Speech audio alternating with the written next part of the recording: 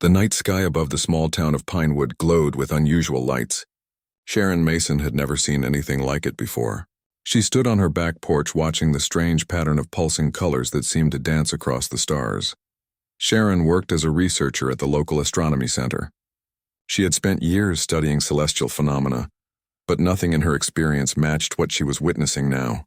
The lights descended slowly, forming a perfect circle before settling into the forest behind her house. Her curiosity overcame her fear. She grabbed her flashlight and phone, then headed toward the woods, following the glow that illuminated the tree line. Her heart raced as she pushed through branches and undergrowth until she reached a small clearing.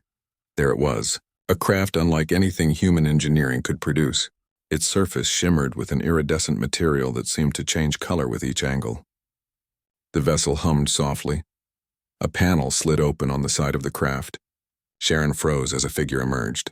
The visitor stood nearly 7 feet tall with graceful limbs and skin that glimmered with a subtle blue luminescence. Her features were almost human, yet undeniably alien. Her eyes were large, almond-shaped, and a deep violet color. Sharon should have run. Instead, she stayed rooted to the spot, captivated. The alien woman approached with fluid movements, stopping a few feet from Sharon. She spoke, her voice melodic with an accent Sharon had never heard before but somehow understood perfectly. "My name is Lyra. I come from the Nexus Confederation. We have been observing your planet for centuries, but now we need your help." Sharon found her voice. "What kind of help could I possibly offer to beings capable of traveling across space?" Lyra gestured toward the night sky. "Your species possesses something unique in the galaxy: adaptability, creativity, the ability to solve problems in ways our analytical minds cannot comprehend. We face extinction from an enemy that thinks differently from us. We need human perspective." Sharon learned that the Nexus Confederation was fighting a losing war against a hive mind species called the Vorax. The Vorax consumed every civilization they encountered, expanding relentlessly across the galaxy. The Confederation, with all their advanced technology, could not predict the seemingly random attack patterns of their enemy. Human minds, however, could see patterns where the aliens could not. Our chaotic thinking, our ability to make intuitive leaps, gave us an advantage the hyperlogical aliens lacked. "Why me specifically?" asked Sharon. "You have published research on pattern recognition in astronomical phenomena," said Lyra. "Your work caught our attention. Your mind works differently, even among humans. You see connections others miss." Sharon thought of her small house, her modest job, her ordinary life. She had always felt there should be more to existence than what she had found. Lyra held out her hand, revealing a small crystal device. "5 of your Earth days. That is all we ask. Come with me, help us understand how your mind works. Allow us to map your neural pathways. Then we will return you with knowledge beyond anything your people currently possess." Sharon hesitated. "What guarantee do I have that you will bring me back?" Lyra tilted her head. "We have been visiting your world for millennia. We have never harmed a human. The choice is yours, but know that billions of lives across thousands of worlds hang in the balance, including Earth. The Vorax will eventually come here too." In that moment, Sharon realized that everything in her life had led to this point. Her fascination with the stars, her ability to see patterns others missed, even her solitary existence that left her free to make this choice without complicated ties. What would happen aboard the ship? We would study how you think, observe as you analyze our battle data. You would teach us to think like humans, Lyra explained, and in return we would show you wonders beyond imagination. Sharon took a deep breath. Something inside her knew this was right. This was her purpose. This was why she had always felt different, disconnected from others around her. "I need to pack some things." "No need," said Lyra. "We have everything required for human comfort. We have studied your species thoroughly." That night, Sharon Mason became the first human to willingly leave Earth with an alien species. The ship rose silently through the atmosphere. As they broke free from Earth's gravity, Sharon watched her planet shrink to a blue marble, then to a tiny dot. Aboard the massive mothership orbiting Jupiter, Sharon met other members of the Confederation. Beings of different forms and evolutionary paths, all united against a common threat. She was given quarters designed to resemble a human home, though the proportions were slightly off in ways that made her feel like she was living in a dream. The mothership was enormous, stretching miles in every direction. Sharon found herself in a section designated for study and research. Her room contained a bed, bathroom facilities that resembled Earth's, and a window that showed the vastness of space outside. Lyra came to her room after allowing Sharon time to settle. "Are you comfortable? Do you require anything?" Sharon sat on the edge of the bed, still processing everything. "This is all so overwhelming. I have so many questions." "That is understandable," Lyra said, sitting beside her. "We will answer all that we can." Sharon learned that the Nexus Confederation included 12 different sentient species from various star systems. They had formed their alliance thousands of years ago, sharing technology and resources. The Vorax had appeared from a distant galaxy just 50 Earth years earlier, and their expansion had been relentless. "We have lost 17 worlds already," Lyra explained, her voice heavy with sorrow. "Billions of lives. The Vorax consume all organic matter, strip planets of resources, then move on. They learn and adapt quickly. Our defensive strategies become ineffective after a single use. And you think humans can help? We barely have interplanetary travel." Lyra's expression softened. "Your technological advancement is not what interests us. It is how you think. Your species evolved as both predator and prey. You understand both perspectives. Your minds create art, music, literature, expressions of chaos and beauty that our logical minds struggle to comprehend. This unpredictability is exactly what we need against the Vorax." The next morning, Sharon was introduced to the War Council. 12 representatives, one from each species of the Confederation. They sat around a circular table in a chamber with walls that seemed to shift and change, displaying star maps and battle formations. Sharon felt small and primitive among these advanced beings, yet they looked at her with something akin to hope. Zella, a being with translucent skin through which Sharon could see pulsing organs, spoke first. "Human Sharon, we welcome you. Lyra has explained your unique abilities.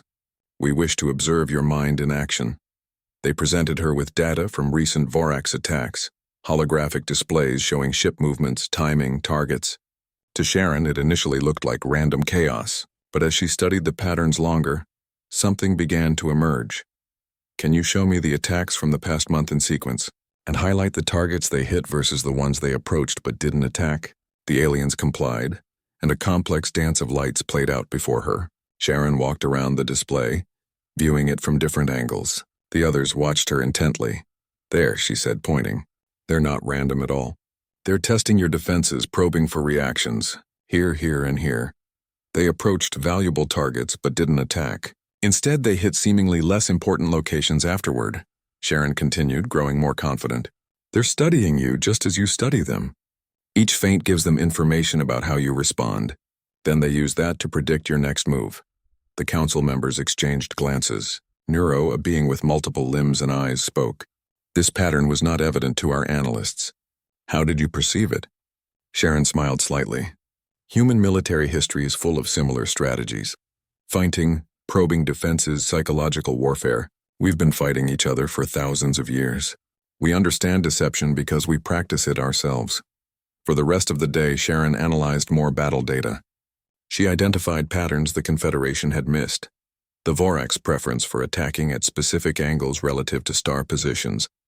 Their tendency to retreat when meeting unexpected resistance rather than adapting immediately. By evening, she was exhausted, but exhilarated. The Council was implementing her insights into their defensive strategies immediately. For the first time in years, they seemed hopeful. As Lyra escorted her back to her quarters, Sharon felt a growing connection to the alien woman. Despite their physical differences, there was something kindred in Lyra's spirit, a curiosity and openness that reminded Sharon of herself. "You've given us much to consider," Lyra said. "Tomorrow we would like you to help design a new defensive formation based on your understanding of deception." Sharon nodded, then hesitated. "Lyra, I have a question that's been bothering me. Why did you choose to make contact with me specifically?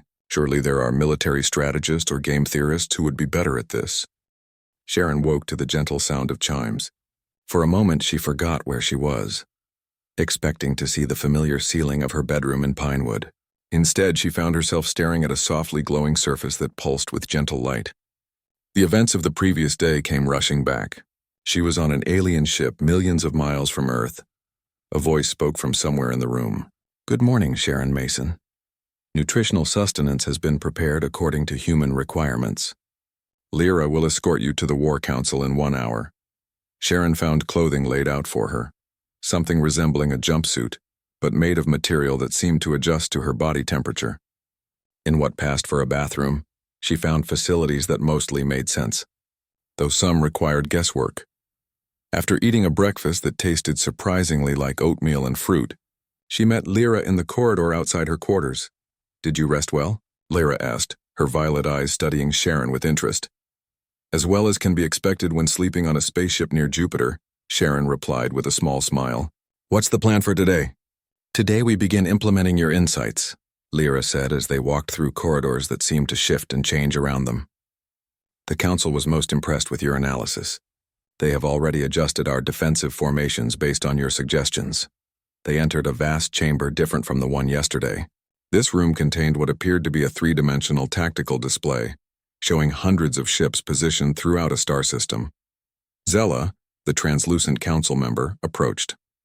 "Human Sharon, we welcome your continued assistance. We have set up this simulation based on your theory of deceptive countermeasures." Sharon studied the display. The blue lights represented Confederation ships while red clusters showed Vorax positions. "May I?" she asked, gesturing toward the display controls. With Zella's nod, Sharon began manipulating the simulation, rearranging the defensive formations. "If the Vorax are studying your patterns, then we need to create false patterns. Here, make it appear that you're protecting these outer colonies heavily, but actually concentrate your forces here, behind this moon. When they attack what they perceive as a weakly defended position, you spring the trap." The council members watched as she worked, occasionally asking questions or offering suggestions about the capabilities of their ships.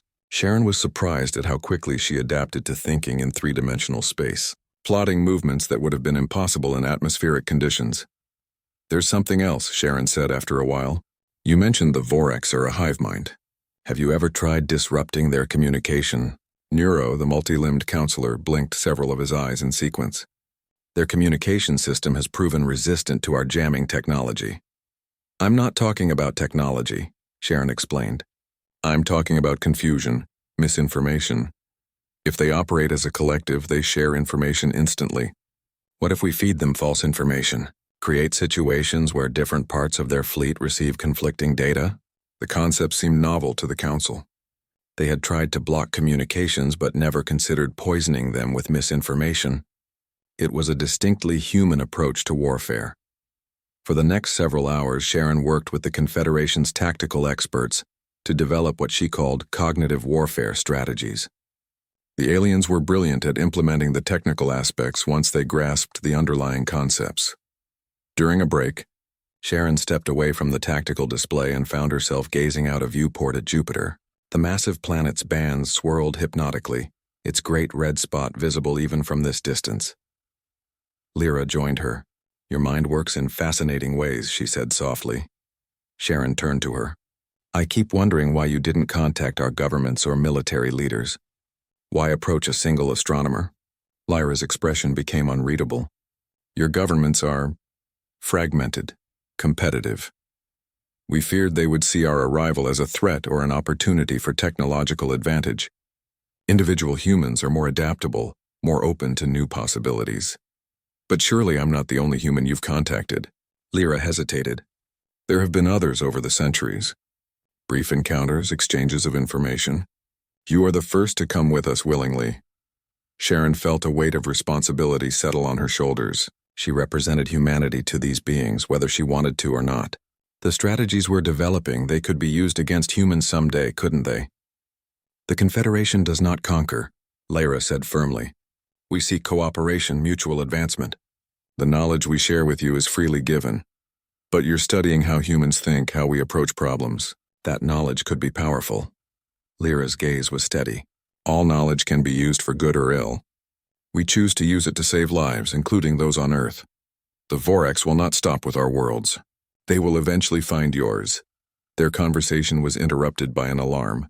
Red lights flashed throughout the chamber, and the tactical display shifted to show a real-time battle occurring in a distant star system. "They're attacking the Centauri outpost," Zella announced as council members hurried to their positions. "This is unexpected." Our intelligence suggested they were massing near the Rigel sector. Sharon watched as the display showed Vorax ships swarming a small planetary body. Confederation defenses were responding, but they seemed outmatched and out of position. They've changed their strategy, Sharon observed. They're not following their usual pattern. Neuro's multiple limbs moved rapidly over control surfaces. They're employing a new formation we haven't seen before. Casualty reports are coming in. We're losing the outpost. Sharon studied the attack pattern, trying to see the logic behind it. Then it hit her. They're using our own tactics against us. That's an ambush formation similar to what we designed yesterday. The council fell silent, all eyes turning to her. How is this possible? Lyra asked. We only developed those strategies hours ago. Sharon felt cold realization settle in her stomach. They're adapting faster than we thought. Either they have spies among you or they can somehow monitor our planning, Zella finished. But our security protocols might not be effective against an enemy that doesn't think like you do, Sharon said. She approached the tactical display, studying the Vorax movements more closely. Look at how they're attacking. It's not exactly the same as our strategy. It's inverted, modified. They didn't copy our plans directly. They intuited our approach and developed a counter-strategy. What do we do? Asked a counselor Sharon hadn't spoken with before, a being composed of what looked like shifting metallic plates. Sharon took a deep breath. We need to think even more unpredictably. If they can anticipate logical responses, we need to be illogical. She turned to the council. In human military history, sometimes the most successful strategies were those that seemed completely irrational to the enemy. For the next hours, Sharon worked with the council as they coordinated the defense of the Centauri outpost. They managed to evacuate most of the inhabitants before the colony fell, using diversionary tactics that seemed to momentarily confuse the Vorax. By the time the crisis had passed, Sharon was exhausted, but the council was looking at her with new respect. You have proven your value. Human Sharon, Zella said formally. The council wishes to extend your stay with us if you are willing. There is much more we could learn from each other. Sharon hesitated. She had been told 5 days. This was only day 2, but already she felt drawn into this conflict, invested in its outcome. I need to think about it. Later, in her quarters, Sharon tried to process everything that had happened. The attack on the Centauri outpost troubled her deeply. If the Vorax could adapt so quickly to new strategies, what hope did the Confederation have? And how much difference could one human really make? A soft chime announced a visitor. The door slid open to reveal Lyra, carrying what appeared to be a small crystal orb. I thought you might have questions after today's events, she said, entering the room. This has been a lot for you to absorb. Sharon sat on the edge of her bed. The Vorax, they're more dangerous than you initially told me, aren't they? Lyra nodded slowly. We may have underestimated their ability to adapt, or overestimated our security protocols. She sat beside Sharon, the crystal orb glowing softly in her hands. The council is concerned. Some believe we should not involve you further, that it places you at unnecessary risk. And what do you believe? Lyra's violet eyes met Sharon's. I believe you see patterns we cannot. Your human perspective is valuable precisely because it is so different from ours. She held out the crystal orb. This contains visual records of Vorax encounters across 20 systems. No one in the Confederation has found a pattern to their expansion. Perhaps you can. Sharon accepted the orb carefully. It was warm to the touch and seemed to pulse with an inner light. How do I access the information? Place it on any flat surface and touch the top. It will project the data in a format you can interact with. Lyra rose to leave, then paused. Sharon, there is something else. Something the council did not wish me to share with you yet. Sharon felt a prickle of unease. What is it? Dawn found Sharon still working with the crystal orb, her eyes red from lack of sleep. The 3-dimensional map of Vorax expansion hovered before her, stars and planets rotating slowly as she traced invasion patterns with her finger. Something was taking shape in her mind, not quite clear yet, but tantalizingly close. The Vorax weren't expanding randomly. There was a pattern to their conquests, a logic she couldn't quite grasp, but could feel at the edges of her understanding. A soft chime announced Lyra's arrival. The alien woman entered, carrying what appeared to be breakfast. You did not rest, Lyra observed, setting down the tray of food. Sharon rubbed her eyes. Couldn't. Not with what you told me about Earth. She gestured to the holographic display. There's something here, Lyra. Something about how they choose their targets. Lyra studied the display. Our analysts have examined this data exhaustively. They found no discernible pattern to the Vorax expansion. That's because they're looking for strategic patterns, resource acquisition, defensive positioning, things that make sense to your civilization. Sharon took a sip from the cup Lyra had brought, finding it contained something like coffee. But what if the Vorax don't think that way at all?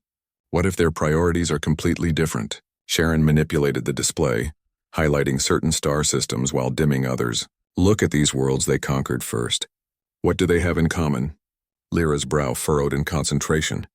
They are diverse in resources, strategic value, and population density. Our analysis found no common factor. What about spectrum analysis? The kind of light their stars emit? Lyra looked surprised. That was not a factor we considered relevant. Why would that matter? I don't know yet, Sharon admitted. But look, they consistently target systems with stars in the blue-white range first, then move to yellow stars like our sun, and seem almost uninterested in red dwarfs. She continued, excitement building in her voice. And the planets they strip most completely are those with high metallic content, particularly rare Earth elements. It's not about strategic military positions, it's about something in their biology or technology that's drawn to specific stellar radiation and elements. Lyra's violet eyes widened. This could be significant. If we understand their priorities, we might predict their movements more accurately. She touched a control panel on her wrist. I must inform the Council immediately. Within the hour, Sharon found herself once again before the Confederation War Council, explaining her theory. The alien leaders listened intently as she outlined a new interpretation of Vorax behavior. They're not conquering for territory or even resources in the way we understand them, Sharon explained. They're seeking specific combinations of stellar radiation and planetary composition. It's almost like they're feeding. Zella, the translucent counselor, spoke. If your theory is correct, we could predict their next targets with greater accuracy. Not just predict, Sharon replied. We could set traps, make certain systems appear more attractive to them, then be waiting when they arrive. The council chamber buzzed with discussion. For the first time, Sharon sensed genuine hope among these advanced beings. She had given them something their own analytical minds had overlooked, a new perspective. As the council members dispersed to implement her suggestions, Neuro approached Sharon. The multi-limbed alien moved with surprising grace despite his bulky appearance. Human Sharon, your insight may prove invaluable. The council has voted to offer you a permanent advisory position with the Confederation. Sharon blinked in surprise. Permanent? But I was only supposed to stay 5 days. The situation has evolved, Neuro replied, several of his eyes blinking in sequence. The threat to your world is more immediate than we initially disclosed. We believe your continuing assistance would benefit both the Confederation and Earth. Before Sharon could respond, an alarm sounded. Red lights flashed throughout the chamber, and the tactical display shifted to show a new Vorax fleet movement. They're on the move, Zella announced, rushing to a control panel. A large force has just entered the Procyon system. Sharon hurried to the display. Procyon was one of the systems she had identified as a likely target based on her theory. They're following the pattern. This confirms it! The council sprang into action, directing defensive forces to intercept the Vorax fleet. Sharon watched in fascination as ships moved across the display, responding to commands issued in languages she couldn't understand, but translated by the ship's systems. We have an opportunity here, she said suddenly. If we know where they're going, we can be waiting for them. But not just with ships, with misinformation. She explained her plan quickly. The Confederation would allow the Vorax to capture what appeared to be critical data about defensive positions. But this data would be carefully crafted deception, designed to lead the hive mind into a trap. The council agreed to her strategy, impressed by its elegance. As preparations were made, Lyra took Sharon aside. This is dangerous, Lyra said quietly. If the Vorax realize they are being manipulated, they may change their tactics completely. We might lose what little predictability we have. Sometimes you have to risk everything on one move, Sharon replied. In human chess, we call it a gambit, sacrificing something valuable to gain a greater advantage. Lyra's expression was solemn. And if we fail? Then we try something else. Sharon smiled slightly. That's another human trait. Stubborn persistence even when logic suggests surrender. For the next several hours, Sharon worked with Confederation tacticians to implement her plan. They crafted false data that would be accidentally transmitted during the coming battle. Information suggesting that the Confederation was massing its forces to protect a system that, according to Sharon's theory, would be particularly attractive to the Vorax. In reality, they would be setting up an ambush in that system, with weapons specifically designed to target the weaknesses Sharon had identified in Vorax ships' vulnerabilities to certain radiation frequencies that aligned with her theory about their biological preferences. As the plan came together, Sharon felt a growing sense of connection with these aliens. Despite their physical differences, they shared a common goal: survival. And they valued her uniquely human perspective in a way no one on Earth ever had. The battle at Procyon began at what would have been midnight by Sharon's Earth clock. She watched from the war room as Confederation ships engaged the Vorax fleet. The tactical display showed the dance of combat, ships maneuvering, weapons firing. "Shields failing.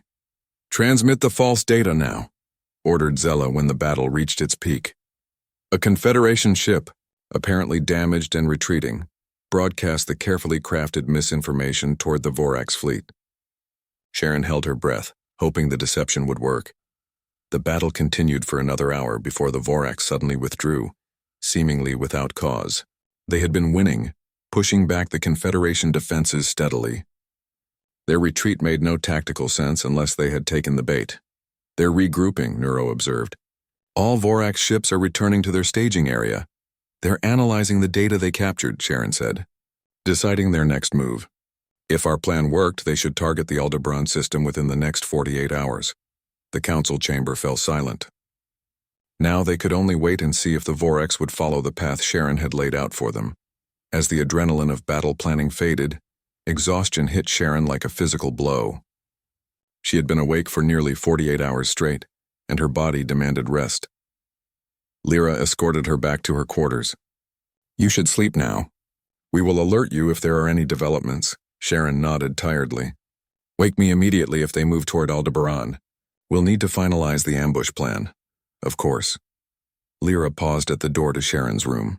"What you have done today, it has given hope to worlds that had begun to despair. Whatever happens next, know that you have already changed the course of this war."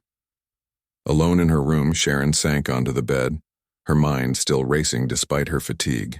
She thought of Earth, of her small house in Pinewood, of the life she had left behind. It seemed impossibly distant now, almost like a dream. Here among the stars, she was making a difference on a scale she could never have imagined. She slept deeply, dreamlessly, her body claiming the rest it needed. When she awoke, Lyra was sitting beside her bed, violet eyes watching her intently. "How long was I asleep?" Sharon asked, sitting up quickly. "Nearly 10 of your Earth hours," Lyra replied. "There have been developments." Sharon was instantly alert. "The Vorax, have they moved toward Aldebaran?" "Yes." Lyra's expression was solemn. "But there is more. While you slept, the Council received a transmission. From Earth." Sharon felt her heart skip a beat. "Earth? How? They don't have the technology to." "Not from your governments or official channels," Lyra clarified. "From individuals. Scientists who detected our mothership in your solar system. They have been sending signals toward Jupiter for weeks, hoping for a response." "And you've been receiving them all this time?" Sharon felt a flash of anger. "Why didn't you tell me?" "The Council only informed me this morning. They have been cautious. These humans are asking for help, claiming they have detected anomalous objects at the edge of your solar system." The scout ship cut through space at speeds Sharon could barely comprehend. From her seat beside Lyra in the small cockpit, Earth grew from a distant blue dot to a swirling sphere of oceans and continents. It was strange to see her home from this perspective, beautiful, fragile, and utterly unaware of the danger it faced. "We will reach the atmosphere in 20 minutes, Lyra said, her long fingers moving over the ship's controls. "The vessel has stealth capabilities that should mask us from your planet's detection systems." Sharon nodded, her mind still processing everything that had happened. Maya alive, a secret research facility, and somewhere beyond Neptune, Vorax scouts preparing for an invasion. How will we find this facility? Lyra asked. Pinewood is surrounded by mountains, Sharon replied. If there's a research facility there, it must be well hidden. But the message mentioned Maya and 2 other scientists. We should be able to track them down once we're on the ground. Lyra's expression was concerned. The council will have noticed our departure by now. They may send ships to retrieve us. Then we'll have to work quickly. Sharon felt a mix of anticipation and dread as they began their descent. What would she say to Maya after all this time? Why had her sister let her believe she was dead? The scout ship entered Earth's atmosphere without turbulence, its advanced technology making the transition smooth. Clouds parted to reveal the familiar landscape of the Pacific Northwest. Sharon directed Lyra toward the mountains surrounding Pinewood. There, she said suddenly, pointing to a clearing in the forest. That looks big enough to land, and it's fairly isolated. Lyra guided the ship down with precision. As the engines powered down, Sharon felt a moment of unreality. She was back on Earth, breathing Earth air, feeling Earth gravity, but everything had changed. She knew too much now to ever see her world the same way again. We should conceal the ship, Lyra said, activating a control. The vessel shimmered and seemed to blend with its surroundings, becoming nearly invisible. Adaptive camouflage, Sharon murmured. Impressive. It will only last 12 hours before requiring recharging, Lyra warned. We must return before then. They set out through the forest, Lyra wearing a hooded cloak to hide her alien features. Sharon led the way, following a path that seemed vaguely familiar from hiking trips years ago. According to her mental map, they were about 5 miles from Pinewood, heading toward an area where the mountains formed a natural bowl. After an hour of walking, they reached a ridge overlooking what appeared to be an ordinary valley. But Sharon noticed something odd. A service road leading to what looked like a simple ranger station, but with a parking lot too large for such a facility, and what appeared to be camouflage security cameras mounted on nearby trees.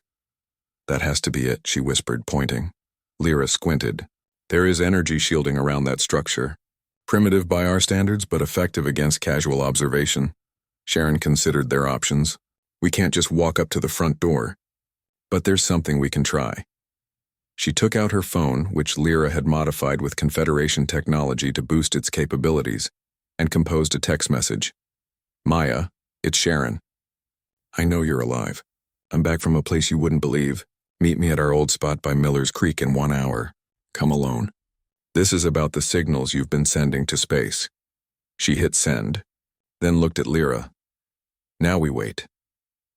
They found the creek Sharon had mentioned, a place where she and Maya had played as children, building forts and imagining adventures among the stars. The irony wasn't lost on Sharon as they concealed themselves among the trees, watching for any approach. Exactly 1 hour later, a figure appeared on the path. Sharon felt her heart lurch. It was Maya. Older, thinner than she remembered, her dark hair now streaked with premature gray, but undeniably her sister. Sharon stepped from hiding. Maya. Her sister froze, eyes widening in shock. Sharon, how? Where have you been? The observatory said you disappeared 3 days ago. That's a long story. Sharon moved closer, emotion tightening her throat. A better question is why you let me think you were dead for 5 years. Maya's expression was pained. I'm sorry. It wasn't my choice. After I discovered what was out there, they gave me a choice: disappear and work for them or be silenced permanently. Who is they? A private research organization funded by wealthy individuals concerned about extraterrestrial threats. They've been monitoring deep space for years, picking up signals, movements, things our governments either don't know about or choose to ignore. Maya looked around nervously. Where have you been, Sharon? How did you know about our transmissions? Sharon took a deep breath. I received your message, Maya, not personally, but I have a friend who did. She turned toward the trees. Lyra, you can come out now. Lyra emerged from the forest, lowering her hood to reveal her alien features. Maya gasped, taking an involuntary step backward. It's okay, Sharon said quickly. She's not a threat. She's trying to help us. For several minutes, they exchanged rapid explanations. Sharon told Maya about the Confederation, the Vorax threat, and her role in developing strategies against them. Maya explained how she had been recruited to the Pinewood Advanced Research Facility after detecting anomalous signals during her work at a radio telescope facility. We've been tracking objects at the edge of the solar system for the past year, Maya said. her scientific curiosity overcoming her initial shock at meeting an alien. Objects that move against orbital patterns, change direction without apparent propulsion. We knew they weren't natural, but we had no idea they were. Scouts for an invasion. The Vorax are methodical, Lyra explained. They study a system thoroughly before attacking. Your world has perhaps a year before their main force arrives. Maya looked grim. Our facility has developed some defensive technology, based on what we could infer from observing these objects. But it's primitive compared to what you describe. We need help. That's why we're here, Sharon said. The Confederation Council is divided on whether to directly intervene on Earth. I need to convince them that humans are ready for contact, that we can be trusted to join the fight. Maya hesitated. The facility has data that might help. Detailed observations of the scout ships, analysis of their energy signatures. But I can't access it remotely. We would need to go there. Sharon looked at Lyra, who nodded slightly. We have 10 hours before we need to return to the ship. Let's go. Maya led them through the forest by a circuitous route, avoiding the main entrance to the facility. There's a service entrance that's less heavily monitored, she explained. My access code should get us in, but we'll need to avoid security. The service entrance turned out to be a small door set into a hillside, almost invisible unless you knew what to look for. Maya entered a code on a concealed panel, and the door slid open to reveal a maintenance tunnel. This leads to the lower levels, she whispered as they entered. The data center is 3 levels down. My lab is nearby. They moved through dimly lit corridors, occasionally freezing as facility personnel passed nearby. Sharon was struck by how ordinary it all looked, like any research facility she had worked in despite its secret purpose. Humans working on alien threats using human technology, unaware that the real aliens were already here. Maya's lab was a cluttered space filled with computers and astronomical equipment. She locked the door behind them and quickly accessed her workstation. These are our observations, she said, pulling up files of data and images. We've been tracking 7 distinct objects. They maintain positions at the edge of the Kuiper Belt, occasionally sending smaller probes toward the inner system. Lyra examined the data with intense interest. These energy signatures match Vorax scout ships.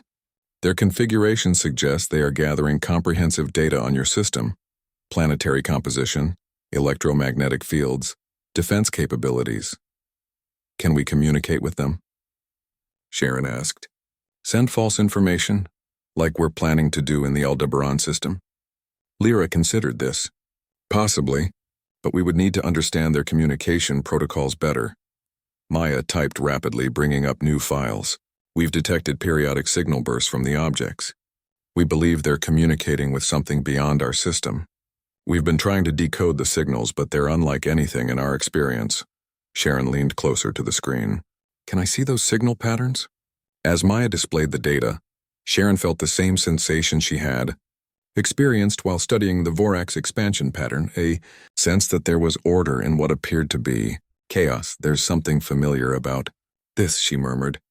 The frequency shifts, the timing. It reminds me of something. Suddenly an alarm blared through the facility. Maya's eyes widened in panic. They've detected an unauthorized access to this data, she said, quickly closing files. We need to leave now. They hurried from the lab, but as they reached the corridor, they heard voices and footsteps approaching from the direction of their escape route. This way, Maya hissed, leading them down a different hallway. There's another exit through the loading dock. They ran through the corridors, the alarm continuing to sound. Behind them, someone shouted for them to stop. Sharon glanced back to see security personnel in pursuit. Almost there, Maya gasped as they rounded a corner and saw a large door ahead. That leads outside. The return journey to the Confederation mothership was tense. Lyra had received multiple communications from the Council, demanding an explanation for their unauthorized departure. She had responded with minimal information, stating only that they were gathering crucial intelligence related to the Vorax threat. Sharon spent the journey reviewing the data from the Pinewood facility, comparing it with what she already knew about Vorax behavior. The more she studied it, the more certain she became that her theory was correct. The Vorax weren't just conquering at random. They were seeking specific stellar conditions and planetary compositions, and Earth, with its yellow star and mineral-rich planets, fit their preferred profile perfectly. We're approaching the mothership, Lyra announced as Jupiter grew larger in their view screen. The council has ordered us directly to the main chamber upon arrival. Sharon nodded, steeling herself for the confrontation to come. They're angry. Yes, unauthorized departures are unusual in our culture, but I believe once they see what we've discovered, they will understand our actions. The scout ship docked with the mothership, the airlock cycling open to reveal a delegation waiting for them. Zella and Neuro stood at the front, their expressions unreadable to Sharon's human eyes. Lyra, human Sharon, you have violated council protocols, Zella stated formally. You will explain your actions immediately. We will, Sharon replied, stepping forward. But what we've learned affects the entire war effort. The full council should hear it. After a moment of silence, Zella nodded. Follow us. The council chamber was filled with representatives from all 12 Confederation species. The atmosphere was tense, with conversations stopping abruptly as Sharon and Lyra entered. They took positions in the center of the room, facing the assembled leaders. Zella spoke first, formally outlining their infractions: unauthorized use of a scout vessel, departure without council approval, contact with Earth humans beyond the approved parameters. When the charges had been stated, Lyra stepped forward. Respected council members, I accept responsibility for these actions. But I acted out of necessity. We have discovered critical information about both the Vorax threat and the state of Earth's preparedness. She gestured to Sharon, who connected the data storage devices to the council's display system. The holographic projection came to life, showing the Pinewood facility's observations of Vorax scout ships at the edge of the solar system. Earth is already under surveillance by Vorax scouts, Sharon explained. Their presence confirms my theory about Vorax expansion patterns. They target yellow stars with mineral-rich planets first, exactly like our solar system, she continued, outlining what they had learned from Director Singh and Maya about Earth's limited awareness of the threat. As she spoke, she could see the council members' anger being replaced by concern. The Pinewood facility is not affiliated with any government, Sharon emphasized. They've been tracking these anomalous objects, trying to understand them without causing global panic. They've even developed primitive defensive technology based on their observations. Neuro spoke, his multiple limbs gesturing for emphasis. While this information is valuable, it does not justify your actions. Direct intervention in Earth affairs violates our most basic protocols. With respect, Counselor, Sharon countered, those protocols may doom both Earth and the Confederation. My world has resources and capabilities that could help turn the tide against the Vorax. But they need time to prepare, time they won't have without your help. Zella's translucent form shifted, colors pulsing beneath her skin. What exactly are you proposing, human Sharon? A limited alliance. Share defensive technology with the Pinewood facility. Not weapons, but shields, detection systems, communication tools. Help them prepare Earth's defenses quietly, while the Confederation continues to engage the Vorax in deep space. Sharon manipulated the display, showing the data they had gathered on Vorax communication patterns. And there's more. We've identified patterns in Vorax transmissions that could allow us to feed them false information, not just in the Aldebaran system, but throughout their network. For hours, the debate continued. Some council members argued passionately against any intervention on Earth, citing the risk of advanced technology in human hands. Others saw the strategic value in Sharon's proposal. Throughout, Lyra stood by Sharon's side, offering support and clarification when needed. Finally, after what felt like an eternity, Zella called for a vote. The council members communicated in their various ways, some using vocalizations, others through color changes or gesture patterns. When it was done, Zella turned to Sharon. The council has reached a decision. We will implement your strategy at Aldebaran as planned. If successful, we will consider limited technological sharing with the Pinewood facility, under strict supervision. It wasn't everything Sharon had hoped for, but it was a start. Thank you, counselors. However, Zella continued, there is a condition.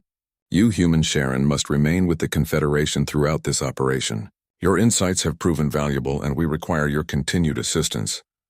Sharon hesitated. She had planned to return to Earth, to work with Maya and the Pinewood team. But she understood the Council's position. They trusted her, but not necessarily other humans. I accept, she said finally, on the condition that we establish direct communication with the Pinewood facility. They need to be kept informed of our progress and plans. Zella conferred briefly with the other council members before nodding agreement. Acceptable. We will create a secure communication channel, but all information shared must be approved by this council. With the formal meeting concluded, the council members dispersed to implement the decisions made. Sharon found herself alone with Lyra in a quiet corner of the chamber. "Thank you," Sharon said softly, "for risking your position to help me." Lyra's violet eyes studied her with that penetrating gaze that still made Sharon feel as though the alien woman could see directly into her thoughts. "I believed it was necessary. For both our peoples," she paused. "You have changed things, Sharon Mason. The council rarely alters its position on non-intervention." "Let's hope it's enough," Sharon replied, looking out at the stars visible through the chamber's vast viewport. Somewhere out there, the Vorax were moving, planning, adapting, and Earth remained largely unaware of the threat facing it. The next days passed in a blur of activity. The Confederation forces moved into position near Aldebaran, setting the trap Sharon had designed. Using the data from the Pinewood facility, they refined their understanding of Vorax communication patterns, preparing the misinformation that would be fed to the enemy. Sharon established regular contact with Maya and Director Singh, sharing approved information about Confederation defensive systems that might be adapted for Earth use. The Pinewood team worked tirelessly, developing prototypes based on Sharon's descriptions. 5 days after their return from Earth, the Vorax fleet appeared at Aldebaran, exactly as Sharon had predicted. The trap was sprung, Confederation ships emerging from hiding behind moons and asteroid fields, targeting the Vorax vessels with weapons specifically calibrated to the vulnerabilities Sharon had identified. From the war room, Sharon watched the battle unfold on the tactical display.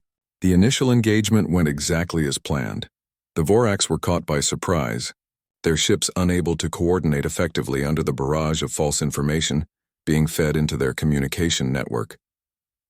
"It's working," she breathed, watching as Vorax ships broke formation, some firing on empty space where they believed Confederation vessels to be. Zella, monitoring from nearby, made a sound that Sharon had come to recognize as approval. "Your strategy has disrupted their hive-mind connection. They cannot coordinate their response." For the first hour, the battle went decisively in the Confederation's favor. Vorax ships were destroyed or disabled at a rate never before achieved. Hope began to build in the war room. Perhaps this was the turning point they had been waiting for. Then, abruptly, the tactical display showed a shift in Vorax behavior. Their scattered ships suddenly realigned, adopting a new formation that hadn't been seen before. Their targeting became precise again, despite the continued transmission of false data. "They've adapted," Neuro announced, his multiple eyes blinking rapidly. "They've isolated the compromised communication channels and established new ones."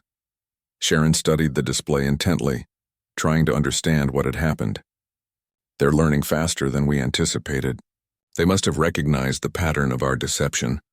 Despite the setback, the battle continued to favor the Confederation. The early advantage had been significant enough that even with the Vorax adaptation, their forces were too damaged to mount an effective counterattack. After another hour of fighting, the remaining Vorax ships retreated, jumping to faster-than-light speed and disappearing from the system. The war room erupted in celebrations, the first decisive victory against the Vorax in years. But Sharon remained thoughtful, studying the data from the battle's final phase. "They adapted too quickly," she said to Lyra later, as they reviewed the battle recordings. "It's as if they recognized not just what we were doing, but how we were thinking."